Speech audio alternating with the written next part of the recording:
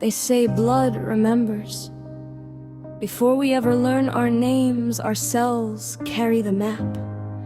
They hold the soil of old country roads, the heavy limestone dust of Kentucky, and the phantom weight of lines that came before the Hatfield name, carved into headstones, roots tangled deep in the American mud, passing down the heirloom of survival. But survival is a heavy thing to inherit. Sometimes the inheritance isn't gold, it's a ghost, it's a nervous system wired for a war that ended decades ago. It's the silent habit of bracing for impact, passing a torch of hypervigilance from mother to daughter, an unbroken thread of heavy, unseen armor.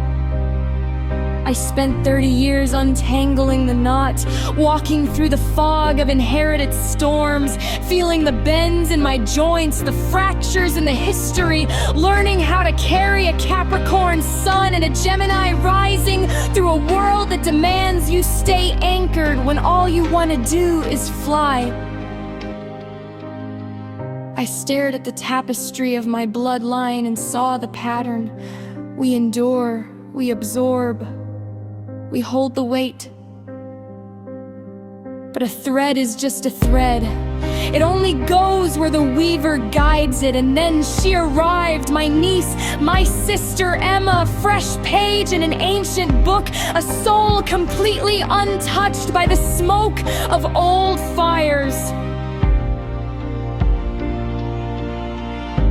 I remember looking at her and feeling a tectonic shift in my bones, a sudden, violent quiet, because when I look at her, the genealogy stops being a map of ghosts and becomes a promise.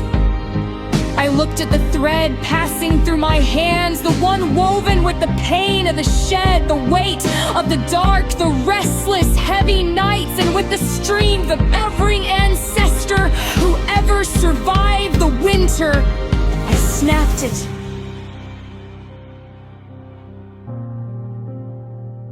The cycle ends here. The tax on this bloodline has been paid in full.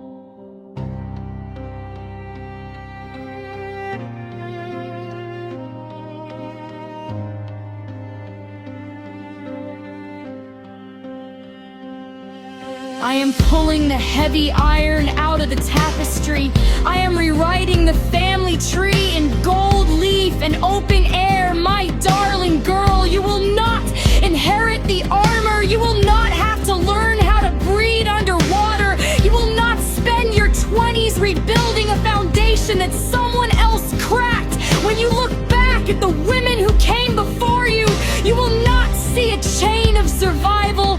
You will see a launch pod. I am doing the heavy lifting now, so that your only job is to be light.